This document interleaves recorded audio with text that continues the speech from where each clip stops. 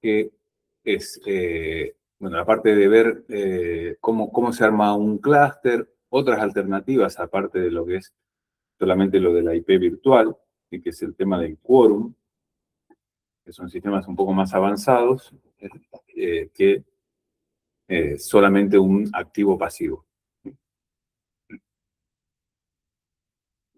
Y todo eso con un solo objetivo, ¿no? Que es mantener la coherencia cuando alguno de los nodos falla. No es, como les decía, no es tan simple como poner más y más, sino que tiene que haber después algo que decida qué es lo que está funcionando bien, qué es lo que está funcionando mal y cuál es la respuesta que le tiene que llegar al cliente.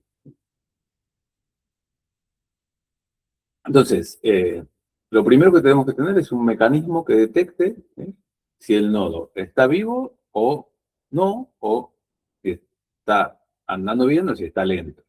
Entonces, la detección de los fallos, básicamente nosotros lo que vamos a ver es cuando deja de mandar estas señales de que está vivo, ¿no? ¿Se acuerdan del Keep Alive?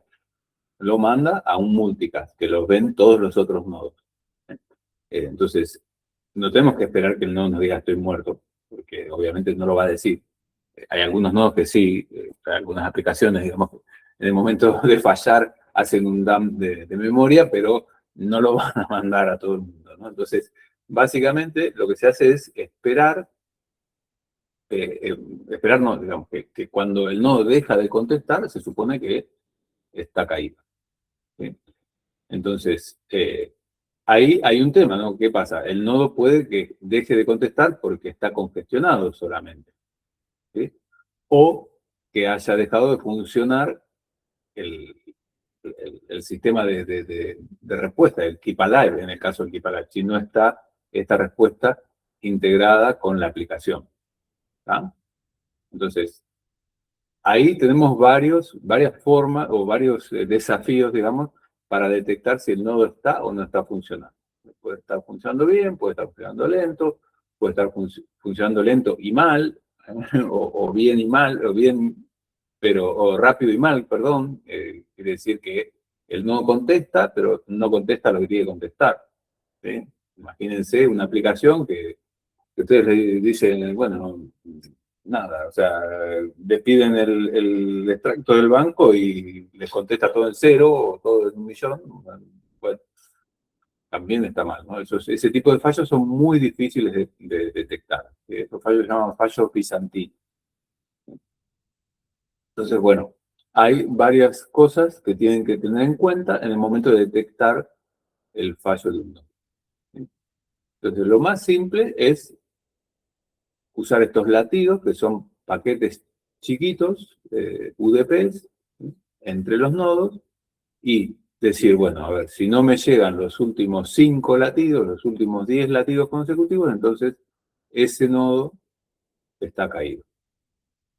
¿Sí? O sea, esto del Keep Alive es así, o sea, el nodo está mandando continuamente estos paquetitos de estoy vivo, estoy vivo, estoy vivo, y yo tengo que configurar para el otro nodo o para los otros nodos cuántos paquetes espero para declarar al nodo como caído. ¿Bien? Y obviamente tienen que ser consecutivos, porque si se cae uno sí, uno no, nada, simplemente puede ser que está lento o hay algún tema en la red. ¿Sí?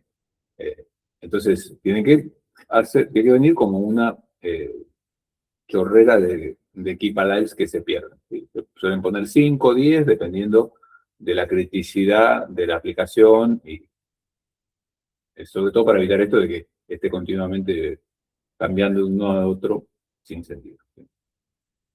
Entonces, eh, todo esto hay que configurarlo, obviamente, hay que configurar el mensajito del Keep Alive con un intervalo, por ejemplo, enviar 1 por segundo. ¿Sí? Y créanme que esto no es una exageración, ¿sí? Se suelen enviar así. Después el tiempo o el timeout para considerar que el nodo está caído, que normalmente es entre 5 o 10 segundos y nada, si el Keep Alive se envía 1 por segundo, obviamente esperar 5 o 10 mensajitos seguidos que nos lleguen. Hay una alerta temprana que se suele configurar antes del timeout. Se puede hacer como un warning antes. Se puede tratar de preguntar al nodo, cosas así. Bueno, después hay que también, otra configuración que se suele hacer es lo que les decía, ¿sí? Una configuración que permita evitar falsos positivos porque la red no está funcionando bien. Porque si la red es la que está congestionada o mal configurada, ¿qué es lo que puede pasar? Que los nodos estén continuamente pasando de primario a backup. Todo el tiempo switchando entre uno y otro. Y puede pasar también que, ¿qué cosa? Perdón que estoy leyendo un mensaje.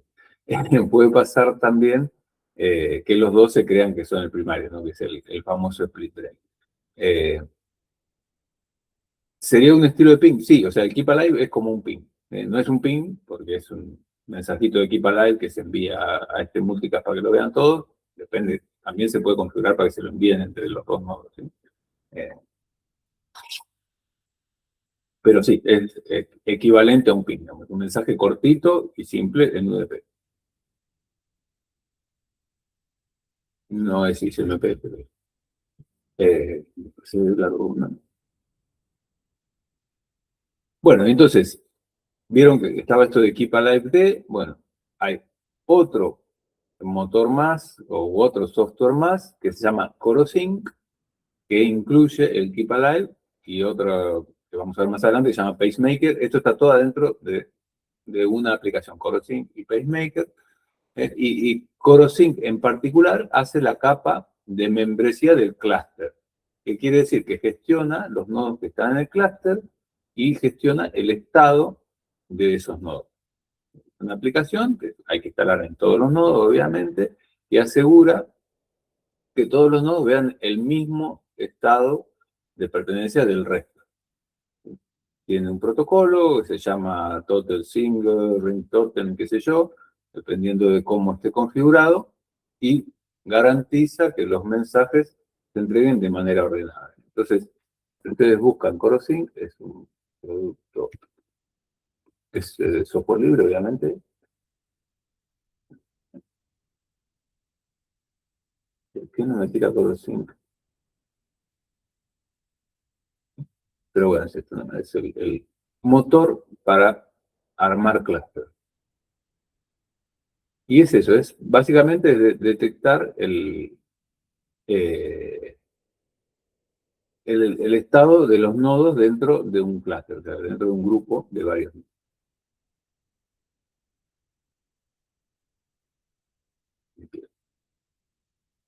Esto puede ser también algo que pueden armar ustedes. Es parecido al DRBD. Y bueno, ¿y cómo es la membresía en un clúster? O sea, el nodo que quiere ingresar a ese clúster, a ese grupo de nodos, pide unirse con un mensaje de join, sincroniza la configuración, o sea, si lo acepta el resto de los nodos, ¿no? Sincroniza toda la configuración. Obviamente, sincronizar no quiere decir que se va a copiar la misma IP y todo de los otros, ¿no? Cada uno tiene su identidad de los nodos, pero una vez que le permiten unirse, bueno, forma parte del grupo y toma la configuración de ese grupo, ¿sí? Y si todo está estable y normal, todos los nodos están en el grupo funcionando como debe ser, ¿no? Y si hay un fallo o si uno de los nodos hay que sacarlo del grupo, por ejemplo, para mantenimiento o porque ya no hace falta, porque bajó el requisito de nodos, y bueno, entonces hay un leave, ¿sí? Que obviamente si se apaga se sale, y si no se puede hacer una salida controlada del clúster. Todo eso lo gestiona este software que les digo que se llama CoroSync. Y acá es cuando vamos a hablar específicamente de esto. Pero todos los sistemitas que vimos, todos pueden sufrir de este problema, que es el problema que se llama split brain, que es el cerebro dividido, y que es cuando hay un fallo de comunicación. Entonces, ¿qué pasa? Los nodos entre sí no se ven, por lo que sea. Dejó el router de mandar mensajes UDP, el switch de mandar frame, lo que sea, y no llegan. no llegan los mensajes estos de Keep Alive. ¿Sí? Entonces, los nodos empiezan a pensar entre sí que el otro está muerto y todos quieren escribir a la vez, básicamente. Todos se consideran máster y todos quieren escribir. Entonces, ahí, nada, se produce esto que puede ser muy complejo de recuperar. ¿Sí? Entonces, ¿por qué puede ser muy complejo de recuperar? Bueno, la forma más fácil de verlo es con dos masters simultáneos. Antes teníamos un master y backup, ahora el backup dejó de comunicarse con el master, no recibe este keep alive, no recibe este ping, y piensa él que es el master, por lo que sea, se cayó Corosync, por ejemplo, pero no se cayó todo el resto de la aplicación. La aplicación, las dos van a estar intentando grabar, por ejemplo, en la base de datos que tienen compartida, master y backup, para lo que sea, para reserva de pasajes. ¿Sí? Entonces, los dos lados creen que el otro no funciona porque no hay comunicación, ¿no? El máster dejó también de saber que el backup, bueno, en realidad al máster mucho no le importa, porque es él el que todo el tiempo está diciendo, pero no se entera que el otro se cree máster y los dos quieren escribir a la vez en la base de datos. Más allá de que sería un problema si la base de datos es una base de datos reserva, porque dos podrían reservar el mismo lugar a la vez, la mayoría de los file systems y de los motores de base de datos no permiten escrituras dobles, ¿no? O sea, no puedo ir yo y modificar este archivo y el otro y modificar el mismo archivo, porque los dos van a escribir a la vez y los inodes, ¿no? Todo lo que apunta a los datos empiezan a corromperse, ¿tá?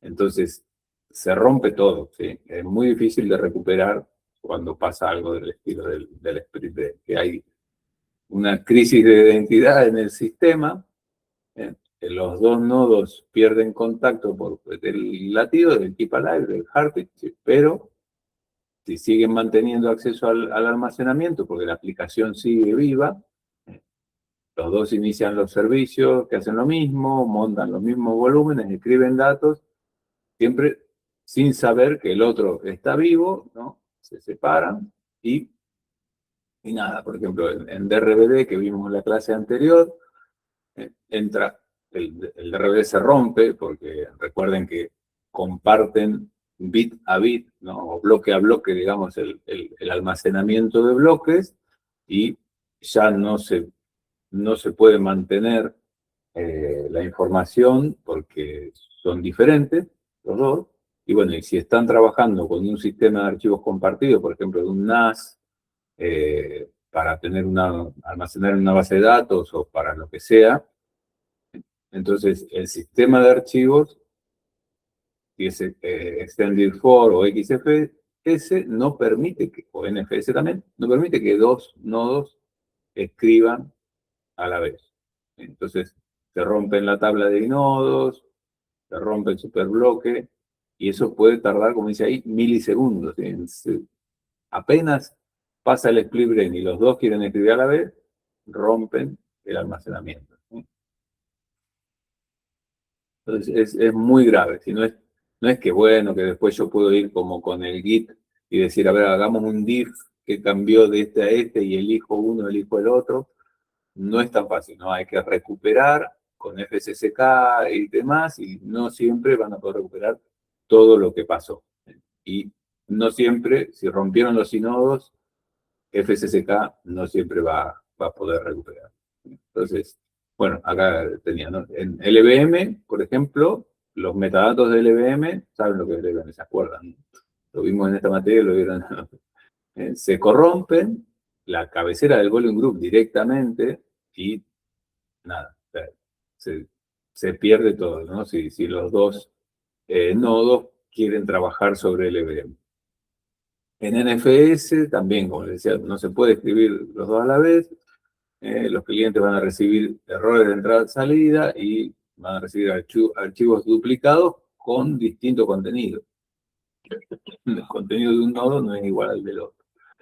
Y en muchos casos van a terminar en pérdidas totales. O sea, como les decía, por ahí en un Extended For y en XFS o BetterFS, ButterFS, se puede llegar a recuperar con FSSK Si tocaron LVM o tocaron NFS, no va a poder recuperar nada. Es muy difícil salir de este tipo de cosas. Para este caso, es importante el backup. ¿Sí? Y esto es algo que no les dije antes, pero bueno, redundancia y alta disponibilidad no es lo mismo que backup. ¿Sí?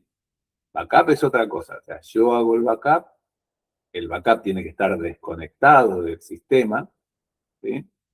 Entonces, si el sistema se rompe, bueno, puedo recuperar el backup. Obviamente, mi backup va a ser a la última fecha que hice el backup, ¿sí? O sea, si es un banco, perdió todas las transacciones del día, ¿no? O si es una aerolínea, perdió todas las ventas del día. Pero bueno, por lo menos recuperé algo, ¿sí?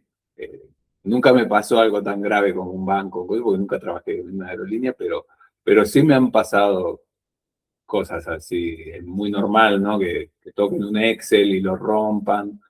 Bueno, no por split brain, sino por el split brain del usuario, más que del sistema.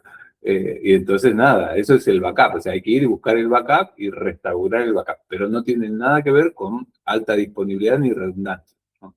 El backup es un resguardo que yo tengo por si se me rompe algo. Es como que, nada, tengo mi DNI y tuviera dos copias más, una guardada en mi casa, otra la llevo en la billetera y la otra la guardé en una caja de seguridad en el banco. Eso sería el backup, ¿no? Entonces, en estos casos, si se rompe todo, nada, simplemente la única que queda es recuperar desde un backup. Algo que nadie quiere que pase. Bueno, entonces, hasta acá vimos principalmente qué pasa cuando tengo dos máquinas y vimos que lo más fácil es maestro esclavo o se puede tener activo-activo, pero con un poquito más de trabajo. No, no les doy tampoco mucho detalle porque la idea es que si alguno quiere hacer un trabajo sobre esto, un trabajo final sobre estos temas, ¿no? Sobre Porosync y demás, lo pueden hacer. De RBD que vimos la clase anterior, todo eso son cosas que se pueden analizar.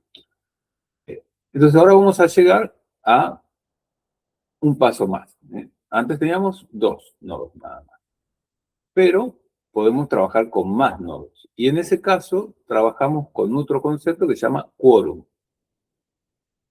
El quórum también nos defiende de lo que yo les contaba de los fallos bizantinos, de estos nodos que siguen respondiendo pero responden mal. ¿Por qué? Porque el quórum puede decir, bueno, lo que diga la mayoría es lo verdadero. ¿Sí? Entonces, para eso se usan quórum. Se usa como una democracia en las computadoras donde usamos la mayoría de los nodos para decidir qué es lo que está pasando, digamos, ¿eh? Ya sea para decidir si está vivo el otro nodo o no, si está respondiendo bien el otro nodo o no, etcétera, etcétera. Entonces, eso es el mismo concepto que en las elecciones y demás, ¿no? Bueno, que en las votaciones del Senado o del Congreso, ¿no? Que hay quórum, bueno, es la misma. Entonces se usan algoritmos de votación. El más simple es el de la regla de la mayoría, que es decir, si la mitad más uno de los nodos opina que es así, entonces es así.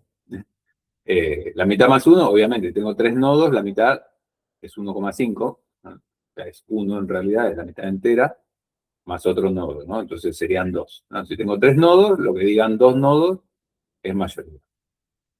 Normalmente, si todo funciona bien, los tres nodos van a contestar lo mismo, ¿sí?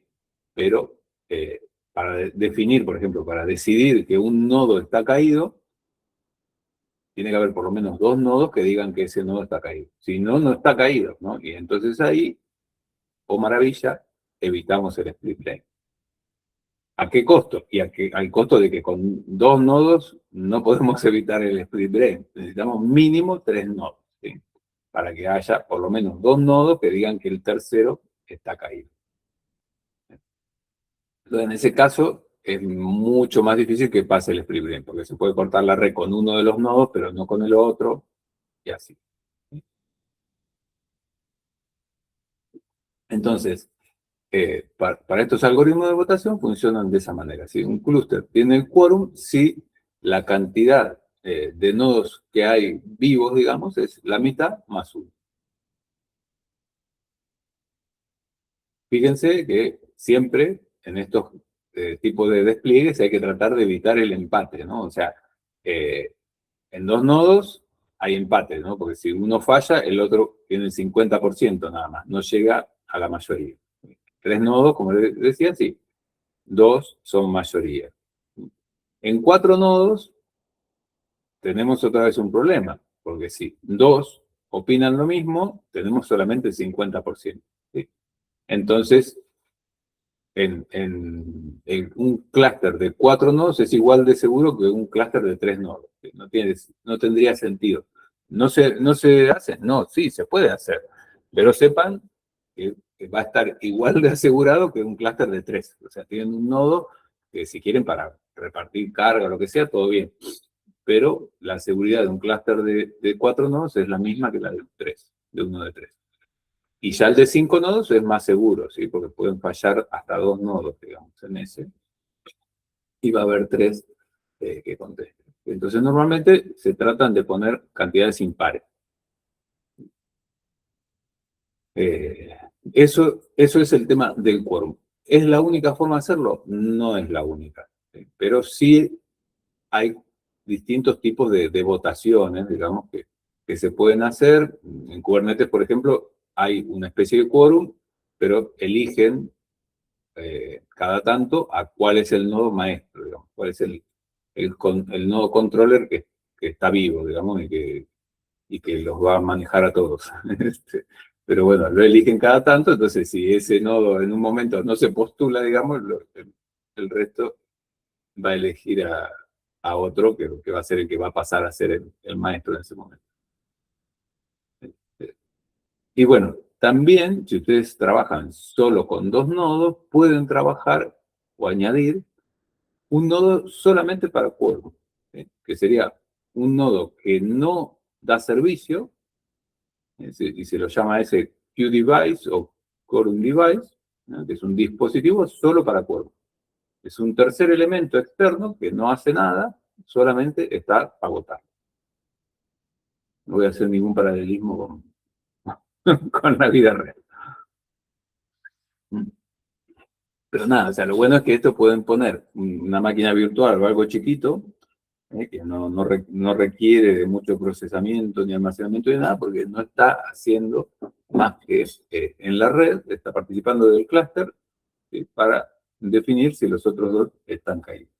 Entonces, a muy bajo coste pueden llegar a un nivel de redundancia mejor que un activo pasivo y evitar el split brain.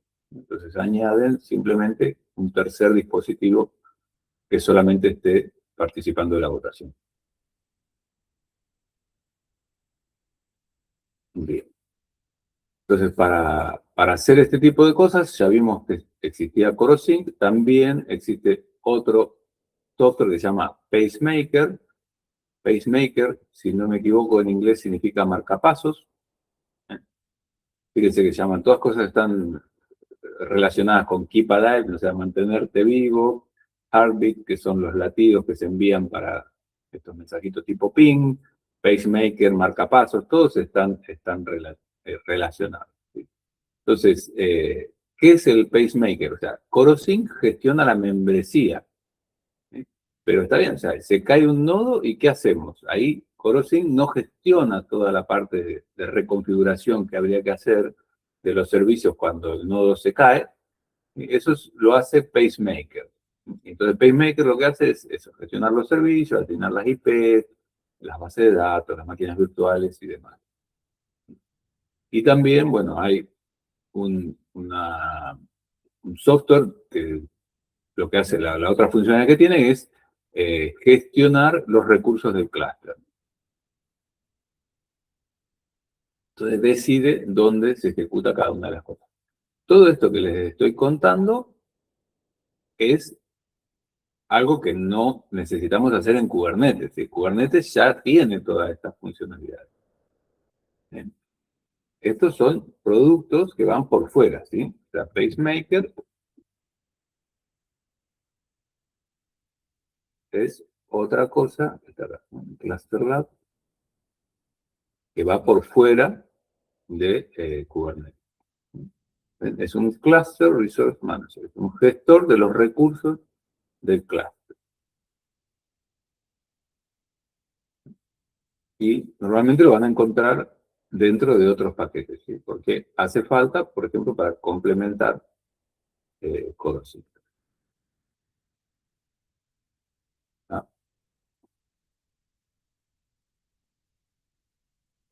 Bien. Ya. Son un montón de cosas, pero créanme que la teoría es simple, o sea, es esa, ¿no? Es activo-pasivo, activo-activo con una distribución de carga, y si no, nada, tienen ya que empezar a trabajar con 3 nodos y ahí se complica, porque hay que tener un software que mantenga la pertenencia o no al clúster, que vea el, que el nodo está vivo o no, y en el caso de caída, cómo se distribuyen los recursos. Y todo. Simplemente es eso. Y bueno, y otra de las cosas que se hace, que ya más o menos en la otra clase les conté, es esto de fencing y de stoning. El fencing es aislar al nodo que anda mal, básicamente, y el stoning es directamente matarlo. ¿Sí? O sea, significa eso, ahora se lo cuento bien, pero es eso, ¿sí? Siempre es o aislar o apagar. Entonces es fuerza bruta, pero que evita estas cosas que les decía, que corrompen los file systems o corrompen las bases de datos. ¿Sí? Básicamente decir, si no me puedo comunicar con vos, bueno, me voy a asegurar de que no hagas macana, básicamente. No me puedo comunicar, yo creo que estás caído, entonces me voy a asegurar de que estés caído. Entonces, hay dos técnicas, fencing y stoning, bueno, son básicamente la misma. El stoning significa esto, ¿no? Shoot the other node in the head, que es dispararle al otro nodo en la cabeza. Es una definición estándar en los clústeres de alta disponibilidad, o sea, no es que me lo estoy inventando, pero lo van a encontrar. Sí, la mafia informática más o menos. No te dejan la cabeza a caballo antes de avisar. Es una técnica de aislamiento, de fencing, ¿no? Es definitiva, o sea, porque se puede hacer fencing cortando la red, ¿no? Hay varias formas. Pero bueno, esta digamos que sería ya la bestia de cortarle la electricidad directamente. Entonces, si un nodo no responde, pero tiene quórum, el clúster o lo reinicia o lo apaga, ¿sí? Antes de que el nodo pasivo tome el control de los datos. O sea, antes de promocionar o de promover a otro nodo a máster, hay que asegurarse de que el antiguo máster esté apagado. ¿Sí? Porque si no, pasan estas cuestiones de que se corrompen. Y créanme que esto existe, ¿sí? Hay métodos de fencing como este que es directamente resetear la máquina. Tienen una interfaz que alguno alguna vez la vio, es una RJ45 también, pero no es para conectarle a la red, ¿no? Sino que es para mandarle el reset a nivel de hardware. Después hay switches así, estos son switches de electricidad, no de red, donde yo puedo conectar las máquinas y acá se puede mandar como si fuese un switch, o sea, como si fuese un interruptor de la luz, pero lógico, y puedo mandar a apagar cualquiera de las máquinas que están conectadas ahí. Y la más suave sería el network fencing, que es desactivarle el puerto del switch, para que no escriba más en la red, aislarlo desde la red. Ustedes ven los servidores, nada, los servidores suelen tener varios RJ45, hay uno, no todos lo tienen, ¿no? Pero que permite eso, ¿no? Permite mandar un reseteo lógico. Estos nunca vi, estos nunca usé, la verdad. Y esto nunca lo configuré, pero sé que se puede hacer. Si el switch es gestionado, se puede hacer para mandarle al switch que bloquee al primario que creemos que está caído. Obviamente que si esto hay que hacerlo con quórum y demás, bueno, lleva una lógica, una configuración lógica que hay que hacer. Bueno, esto lo que nos va a permitir, por ejemplo, es evitar que el nodo zombie haga macanas en el sistema, ¿no? Un nodo que parece muerto para el clúster, pero que sigue todavía mandando instrucciones de escritura. Entonces, para eso usamos el Stones y nos aseguramos de que el nodo esté 100% operativo antes de que el nuevo monte el sistema de archivos y empiece a escribir. En un sistema en producción tendríamos que tener algún método de fencing o de Stones, sí o sí. Porque si no lo ponemos, el split brain nos puede romper todo con mucha facilidad.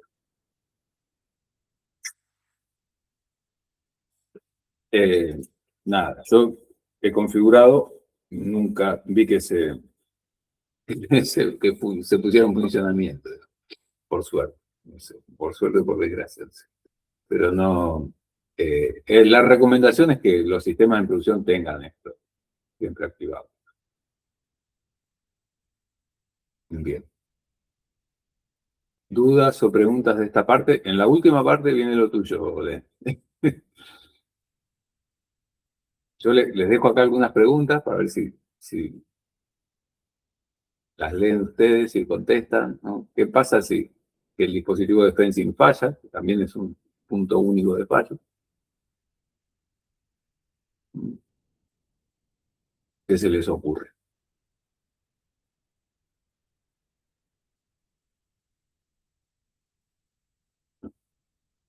No estamos participativos.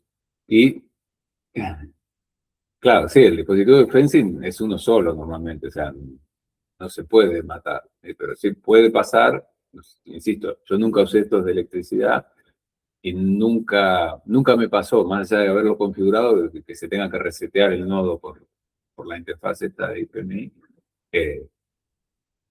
Pero bueno, eso es un punto más de fallo que tenemos, ¿sí? Y bueno, después el tema de los nodos, muchas veces se quiere que estén en data centers separados, ¿no? Eso nos garantiza redundancia física, ¿sí? Ante una inundación, un terremoto, incendio. Claro, si yo tengo los tres nodos en el mismo data center, al final la infraestructura física es un punto único de fallo, ¿no? Entonces, ¿tienen ustedes alguna idea de cómo harían un clúster con los tres nodos si están en dos data centers separados?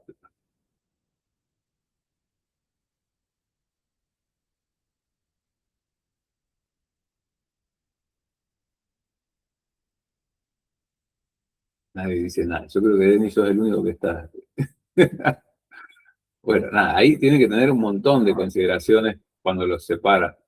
¿Por qué? Porque hay un timeout, primero, hay una latencia entre los data centers separados, digamos, y hay un ancho de banda también que tienen que considerar, ¿sí? La red ya no es lo mismo que todos estén conectados al mismo switch, o sea, que todos los nodos estén en el mismo switch, o como mucho a un router de distancia, a que estén en lugares físicos separados. Si tienen que conseguirse redundancia de red, buen ancho de banda y buena velocidad.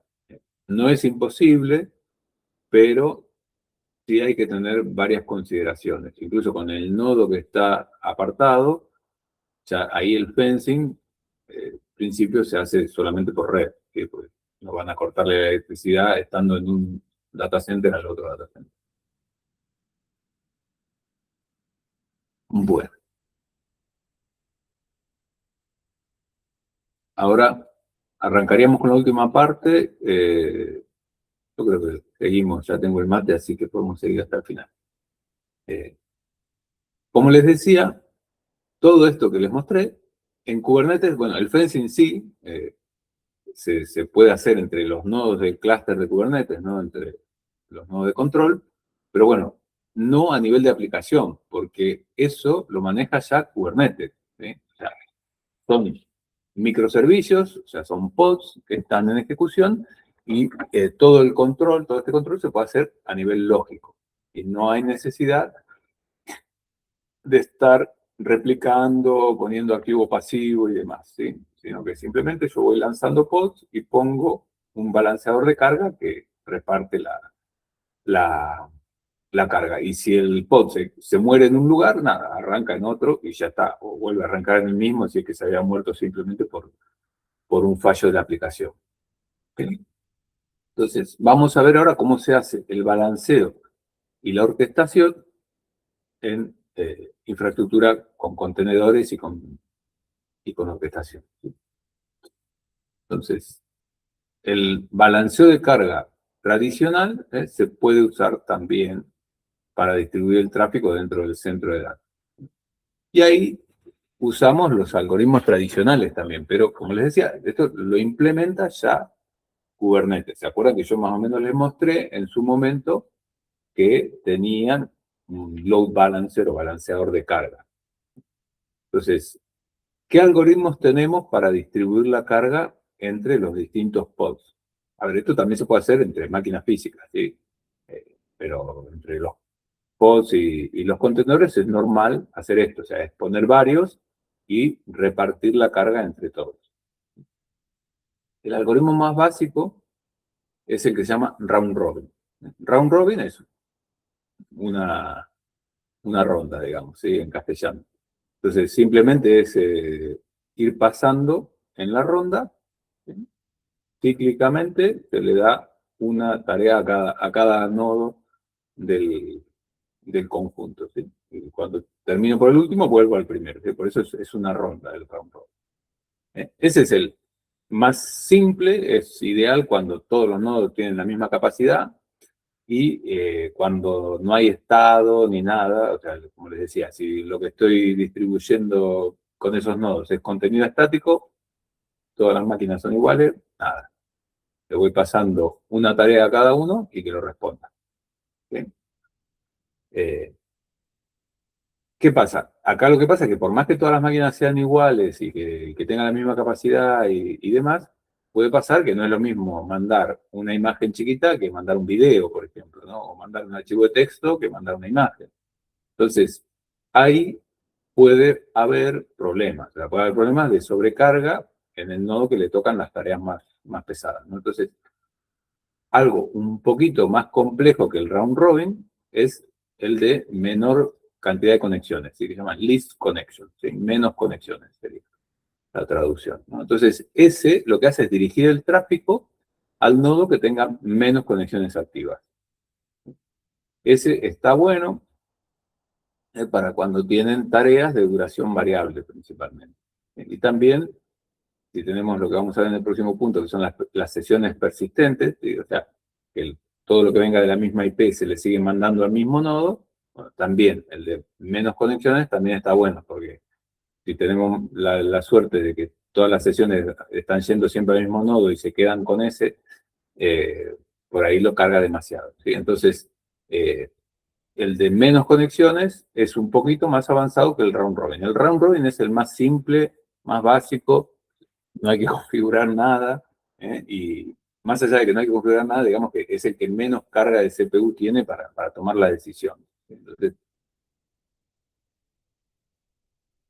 salvo que vean que tienen un problema de congestión o algo muy claro, se usa round robin, ya, sin problema.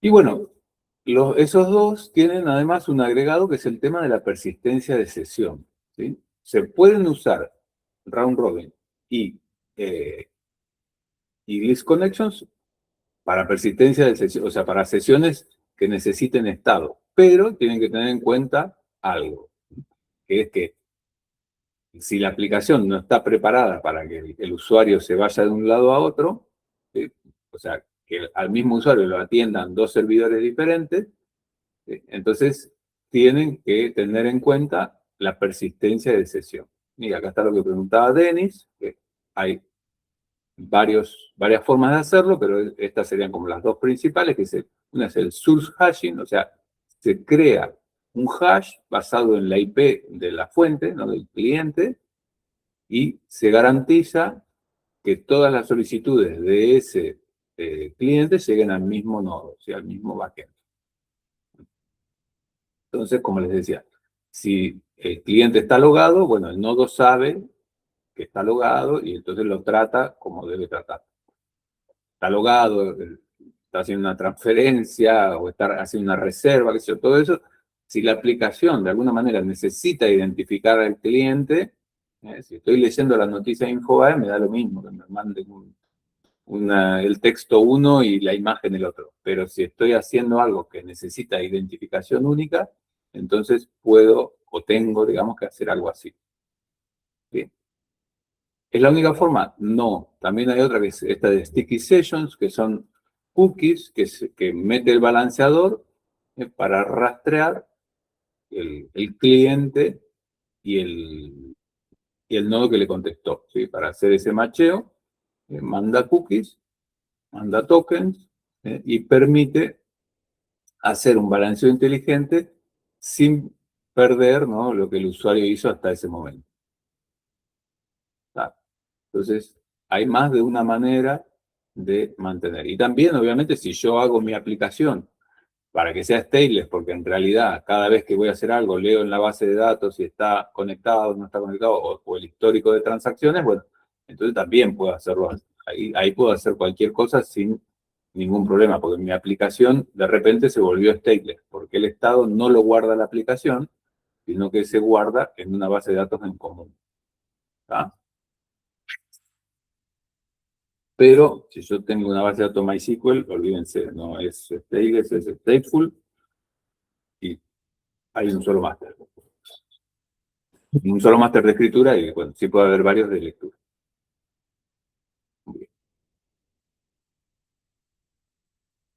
Y bueno, y esto que les mostraba también se puede hacer o a nivel 4, o sea, a nivel de capa de transporte, o sea, a nivel TCP. Entonces ahí me baso en IP y puerto, ese es el más simple. Ahí también la carga del balanceador es más baja porque no tiene que mirar nada de protocolo más allá del TCP. Y simplemente hago esta relación de que todo lo que venga de esta IP y de este puerto se lo voy a mandar siempre al mismo nodo, con el problema de que les decía que por ahí se sobrecarga un nodo o el reparto o el balanceo de la carga no es tan eficiente. Y si no, también lo puedo hacer a nivel de aplicación, de capa 7, a nivel de HTTP, y ahí, bueno, ya lo baso, por ejemplo, en la URL, porque puede que la URL contenga algún dato que me dé afinidad, en cookies, en headers, en los tokens que les digo de autenticación, bueno, todo se puede trabajar en esos dos niveles. El nivel de capa 7, en principio, permite un enrutado más inteligente, pero, bueno, incluir SSL, ¿no? Sería encriptado, pero es más pesado que simplemente usar TCP con dirección y puerto y mantenerse a ese nivel para hacer el balanceo de carga. Bueno, y también, ¿no? A nivel de Kubernetes o de un balanceador de carga, ¿no? Van a estar haciendo estos monitoreos de health check, se llaman, que es lo mismo del Keep Alive, pero este es desde el balanceador hacia los nodos que están dando el servicio. ¿Sí? O van mandando un ping, un get, algo para ver que el servidor esté en funcionamiento antes de mandarle el tráfico. ¿Sí? Eso sería el caso de un check activo. También se puede hacer un check pasivo, que simplemente es estar mirando el tráfico de lo que contesta el servidor, y si están mandando, por ejemplo, errores 500, bueno, te lo marca como fuera de servicio, ¿no? Porque son errores de servicio, de servicio no disponible. Y obviamente hay que configurar cada cuántos errores 500 o cada cuánto que no contesta de estos check activos, lo voy a dar de baja, porque si no voy a estar continuamente contestando que sí, que no, que sí, que no, y el servicio se va a ver inestable. Pero esto no es entre dos nodos iguales, ¿sí? No es como el Keep Alive que se están compartiendo el activo y el pasivo, o el activo y el activo, sino que esto es desde el balanceador de carga, se puede también, o se debe también, digamos, hacer un chequeo de que los nodos de aplicación están vivos. ¿Sí? Puede hacer de manera activa o de manera pasiva leyendo los mensajes de respuesta que envía. Y para esto, más allá de que los podemos usar dentro de Kubernetes, hay distintos software. Los dos básicos de balanceo de carga que existen desde hace un tiempo, bastante tiempo. ¿Sí? Son HA proxy, que es eso, o sea, el HA proxy es un proxy inverso para balanceo de carga, y también se puede usar en Nginx, que en realidad es un servidor web, pero que ha ido evolucionando para uso como balanceo de carga. ¿Sí? Espérenme un segundito, ya vengo, ¿sí?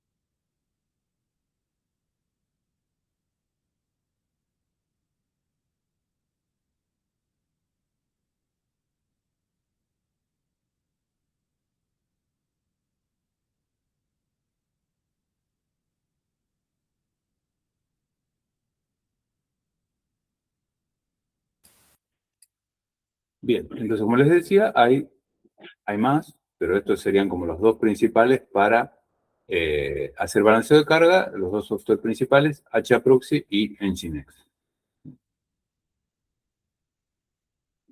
HAProxy, digamos que es el más común. Si ustedes despliegan alguna plataforma, normalmente les va a venir con algunas de estas plataformas de routing. ¿Sí? Y lo que tiene, bueno, es muy buen rendimiento porque no es un servidor web como Nginx, o sea, solamente hace de proxy y está preparado también para temas de seguridad. O sea, bueno, esto lo hace Nginx también, ¿no? El tema de determinación de túneles de SSL y tiene herramientas para protección de ataques de denegación de servicios. ¿Sí? No sé si saben lo que es, espero que sí, porque en redes de datos lo hablamos. Pero bueno, lo deberían saber, ¿sí? Entonces, HAProxy, nada, o sea, es software libre, obviamente. Y acá están, es hermosa la página web de HAProxy. Un poco atrasada, pero créanme que existe y que está mantenido, ¿sí? Eh, Fíjense que sacan versiones periódicas, así que es un buen software y se usa un montón. Nada, no quería decirles algo más de esto, pero no me acuerdo ahora. Ah, bueno, y bueno, de negación de servicio es estos ataques de cuando mandan muchos requests, ¿no? Para inundar el servidor. Entonces, eso es HAProxy. Bueno, Nginx ya lo hemos visto en las otras materias también, que es un servidor web, pero que es bastante más liviano que Apache y que se usa mucho como balanceador de carga, y como proxy inverso también. La ventaja por ahí que puede tener contra HAProxy es que tiene caché, tiene la capacidad de cachar contenido estático, entonces las imágenes y todo lo que no se modifica texto, lo va a guardar y lo manda él, no lo tienen que mandar la aplicación. ¿Sí? Y también, bueno, tiene bloques de estos que se llaman location, y entonces yo puedo poner que una parte de mi servicio está en una IP, la otra está en otra, y puedo hacer así el reparto de la carga. ¿Sí? Es liviano, menos liviano que HAProxy, porque es un servidor web también, pero bueno, es liviano comparado con Apache y con otras. Entonces, como para tener una idea, ¿no? Para la gestión en Nginx y HAProxy, la configuración es muy parecida, ¿no? El backend en Nginx, o sea, los servidores que están detrás, digamos, sobre los que voy a repartir la carga, en Nginx son upstream y en HAProxy se definen como backend. Los errores 500, nada, o sea, en Nginx se definen con una variable y en HAProxy con otra, pero los dos tienen la capacidad, ¿sí? De mirar a nivel 7, a nivel aplicación. Nginx puede también terminar sesiones SSL, pero es un poquito más lento que HAProxy. Y bueno, y el health check de Nginx por ahí, es algo limitado en la versión libre, que HAProxy en principio no estaría limitado. En Nginx, este era HAProxy con su hermoso. En Nginx lo compró F5 Networks, ¿no? Entonces, bueno, es originalmente el fork de originalmente era un fork de Apache, ¿no? El equipo de mantenimiento es ruso, por eso está ahí en ruso también. Y creo recordar que lo compró F5 Network acá, ¿no? Y claro, ellos dan apoyo, soporte y demás, y bueno, y obviamente es más mejor el que dan con el. Y F5 es una empresa que creo que también la compraron.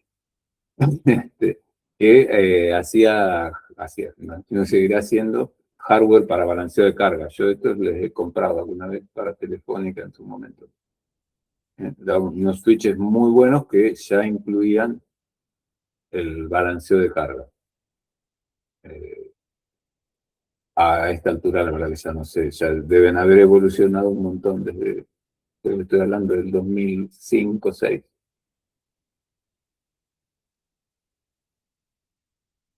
Pero bueno, compraron en Nginx. Pero dan hardware con software, ¿no? Sería como el Nginx ya con su hardware específico. Bien. Pero son los dos muy buenos y Nginx sigue siendo software libre, por lo tanto se puede seguir. No tengo nada en contra de Nginx. De hecho, yo siempre usé más Nginx que HAProxy, no sé por qué. O sea, sí sé por qué, porque prefiero aprender una sola tecnología para todo y listo. Entonces, como ya uso Nginx para servidor web y también para Proxy en PC.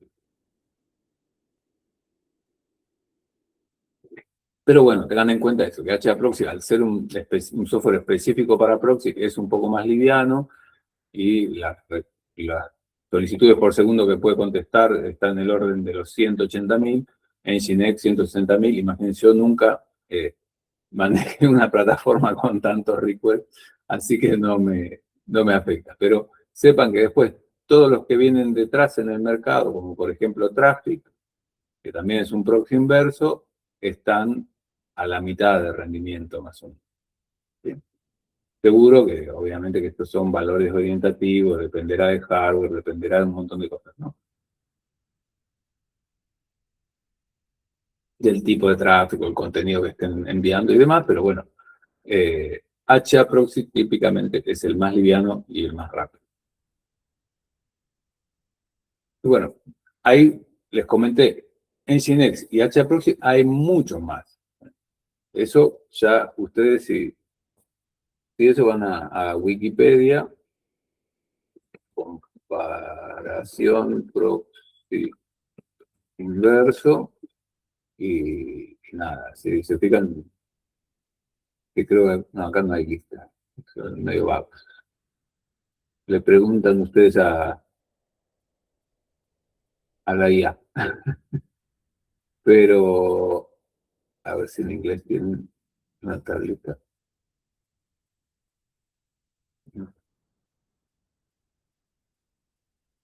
Pero está HAProxy, Nginx, Traffic.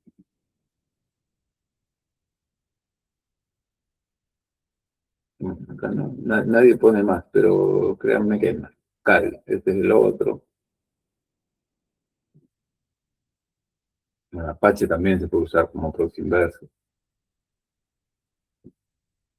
Acá, y bueno, hay un montón de estos que les van a decir, esto es mejor para esto, para aquello.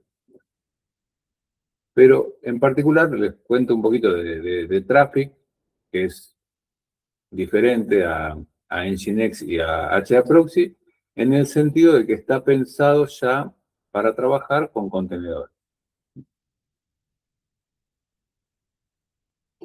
Entonces, con Traffic, en lugar de tener un archivo de configuración con todo lo que quieran, que obviamente tiene un archivo de configuración, pero no para el backend, ¿sí? Para el backend, en principio, lo que hace es leer metadatos, ¿sí?, de los contenedores que están lanzados, sea con Docker, con Podman o con Kubernetes, en los pods. Entonces va descubriendo automáticamente los servicios.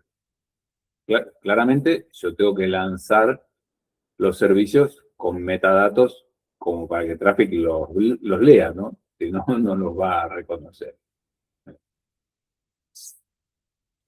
Pero Traffic tiene esa capacidad de reconocer los servicios automáticamente y, como les decía, no tengo yo que estar configurando nada, por lo tanto los recarga en caliente, ¿sí?, sin perder las conexiones. Y tiene soporte ya nativo, obviamente, para todo lo actual, HTTP3, RPC. Entonces, la configuración estática del backend no es necesaria, simplemente es poner etiquetas en los contenedores o en los pods. Entonces, la etiqueta sería algo así como traffic, HTTP routers, mi app, y la regla host tanto, ¿no? Entonces, cada vez que venga una solicitud a esta URL, ya el traffic sabe que lo tiene que mandar al contenedor que tiene esta etiqueta. Si son varios, hará un round robin, habrá lo que esté configurado para hacer, ¿sí?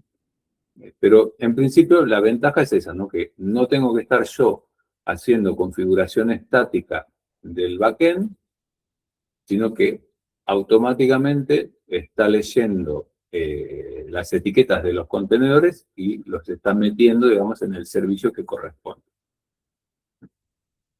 Esto es bastante popular para trabajar con contenedores, porque esto no requiere que se actualice, obviamente que no se actualiza manual el load balancer, ¿no? Pero Traffic es más cómodo cuando trabajamos con contenedores. Otras cosas que tiene, bueno, que automáticamente permite gestionar los certificados de SSL con Let's Encrypt de forma nativa, renueva y se descarga los certificados nuevos y demás. Y también facilita implementación de algunas tecnologías como esta de Mutual TLS, que es para la comunicación interna de servicios, también hacerla de manera encriptada, ¿sí? Porque una cosa que se suele hacer, que no lo mencioné, pero bueno, como Traffic maneja el SSL hacia afuera, hacia adentro, yo puedo dejar todo en texto plano, digamos, en el puerto 80, ¿no? Bueno, con Traffic también se puede trabajar con TLS hacia adentro para trabajar, sí, en modo de Zero Trust, o sea, todo encriptado y todo con certificado. La adopción de tecnología, la estadística que encontré a 2024, para todo lo que es microservicios, Traffic tenía mucha adopción. Atrás venía Nginx porque en Kubernetes el Ingress es un Nginx, y bueno, después el resto compartía una pequeña parte, ¿sí? Pero Traffic y Nginx son los más comunes a nivel microservicios, Kubernetes y demás. HAProxy de alguna manera se quedó, porque bueno, viene, como decían, algunos routers, pfSense, todos estos incluyen HAProxy, pero es más para una instalación atómica de un proxy inverso y no tanto para integrarlo con contenedores. Bueno, y con respecto a esto, independientemente de la tecnología que usen, obviamente hay mejores prácticas que tienen que aplicar para el balanceo de carga, que es el tema de la observabilidad, ¿sí? O sea, que nosotros tengamos un sistema que ya está automatizado para repartir la carga entre varios servidores o entre varios contenedores, no nos quita de que tenemos que estar monitorizando ese sistema, ¿sí? Entonces, tendrán ustedes que estar recolectando métricas, ¿no? De latencia, de demora en responder, de tasas de errores 500, todo esto, para poder detectar si el sistema está funcionando al 100% o está funcionando degradado, ¿sí? Tendrán que tener el dashboard para ver, ¿sí? Eso sí, es normal que tengan ustedes una pantalla grande con ciertas estadísticas y están viendo, por ejemplo, si crecen los errores 500. Recuerdo que me ha pasado de que se llenaron discos, de que se pierde la conexión por ahí con la base de datos, o la base de datos se pone lenta, y ni hablar de cuando tienen un ataque externo de esto de DOS, ¿no? Que es el Distributed DOS. Nada, o sea, ahí salta enseguida porque les sube, tienen un pico de requests y el sistema ya empieza después con alarmas por todos lados. Eso a veces no queda otra más que ir y bajar el router y ya está, ¿no? Si no, normalmente les va a salir un fail to ban o algo de esto que les va a ir bloqueando IPs separadas. Y bueno, y por último, obviamente un alert manager que haga alertas, ¿sí? Porque tienen que avisarles, más allá de que ustedes tengan una redundancia, si está todo bien configurado, se cae un servidor, pasa el backup a dar el servicio y ustedes nunca se enteraron de que había uno caído, ¿no? Entonces, tiene que haber una alerta ahí, se cayó el máster para que alguien vaya y lo repare, si no, como les decía, el sistema está trabajando sin redundancia, ¿no? Está trabajando degradado. También pasa cuando hay balanceo de carga. Ustedes imagínense que tienen 20 contenedores y de repente, o 20 pods, y de repente pasan a tener 15. Y bueno, o sea, el sistema se va a ver afectado porque 15 no van a responder con la misma velocidad que 20, ¿no? Entonces, todo eso tiene que haber alertas, ¿sí? De ciertas condiciones que tienen que avisar para que el equipo de soporte actúe. El equipo de soporte de la administración actúe y vuelva al sistema a la normalidad. Entonces, es buena práctica, más allá de toda la redundancia, todo lo que pongan, también mantener observabilidad, mantener alertas y ir mirando las métricas para ver si el sistema se va cargando, descargando. Y la otra cosa que quería comentarles, bueno, es el tema de la ingeniería del caos, que es que dice que la mejor forma de evitar fallos es provocarlos constantemente, ¿sí? O sea, acá dice, es un poco más, ¿no? Fallos en producción, es provocarlo constantemente en entornos controlados. Entonces, ¿esto qué quiere decir? Básicamente, que tenemos que practicar, ¿sí? Los fallos. ¿Qué pasa cuando se corta la luz? ¿Qué pasa cuando eh, una base de datos se cae? ¿Qué pasa cuando hay que recuperar un backup? Esto es como los simulacros de incendio, ¿eh? O sea, cada tanto hay que hacer uno para ver que todo esté aceitado y todo esté funcionando. Entonces, ustedes hacen backups. Bueno, cada tanto tienen que recuperar el backup para ver que realmente se esté haciendo. Me ha pasado más de una vez que vas a buscar el backup, no está, o está, pero está corrupto o corrompido, como se diga, y no lo pueden recuperar, ¿sí? Como les decía, en los data centers hay todo un protocolo que indica que el generador diésel se tiene que encender cada 3 meses, ponerlo en producción, ver que esté generando, ¿sí? Yo no voy a decir en dónde, pero me encontré con un generador diésel que en el tanque de combustible de gasoil tenía gel, ¿no? El gasoil cuando ustedes lo dejan mucho tiempo, se hace gel, o sea, se vence, digamos. Por eso cuando vean las películas estas de catástrofes y que después de 5 años agarran un auto, arrancan y funciona, olvídense. Ni las baterías aguantan 5 años con carga, ni la nafta sigue funcionando después de 5 años, sigue líquida igual, ¿no? Entonces, cada tanto, ¿sí? Hay que provocar fallos controlados, para estar seguros que cuando ocurra el fallo real, nos vamos a poder recuperar, ¿sí? O vamos a poder seguir dando el servicio. Todo esto se hace, créanme, y es común, ¿sí? Bien, al final se hizo más corto de lo que tenía planificado. Tenemos poca participación. Entonces, bueno, disponibilidad, como les fui contando, o sea, no existe el 100%. Caídas siempre va a haber. Lo importante es estar preparado y tener todos los sistemas listos como para poder recuperarnos lo más rápido posible. Y obviamente, si podemos tener toda la redundancia posible para que no nos afecte, digamos, el fallo al servicio. ¿Dudas o consultas? ¿Comentarios? Por el momento no, profe. Denis, mucha planificación a futuro. O sea, no es planificación a futuro. Esto es algo que hay que tener dentro del manual de operaciones, digamos. O sea, ustedes son los responsables de un data center, tienen que saber eso. Aparte de que las baterías cada X tiempo se estropean. Bueno, todo tienen que estar continuamente testeándolo y mirándolo. Tienen que saber que la RAM cada tanto se quema, los discos cada tanto se estropean. O sea, tienen que tener un stock de repuestos, todo. Claro, bueno, pero el servicio técnico, como en realidad, como en cualquier industria, ¿no? O sea, si ustedes tienen una fábrica de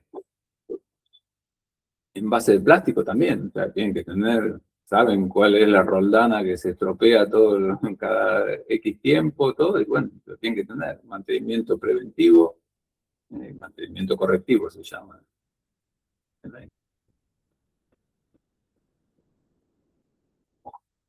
Bien. ¿Dudas? ¿No? ¿Más comentarios? Servicio técnico, dice Cristian.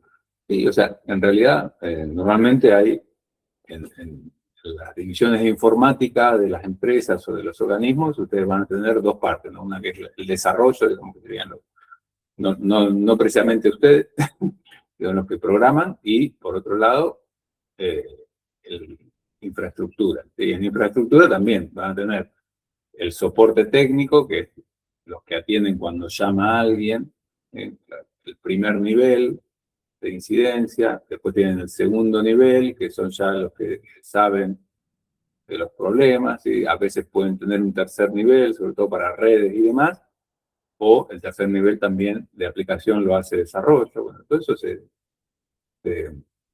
trabaja, pero eso digamos que sería el reactivo ante una consulta de los usuarios. Para ustedes asegurarse de que no haya consultas de los usuarios, lo que tienen que tener es esto, es un buen sistema de monitoreo que les avise antes de que el usuario se queje, digamos, ver que el sistema está lento, que algo no funciona bien, etcétera, etcétera.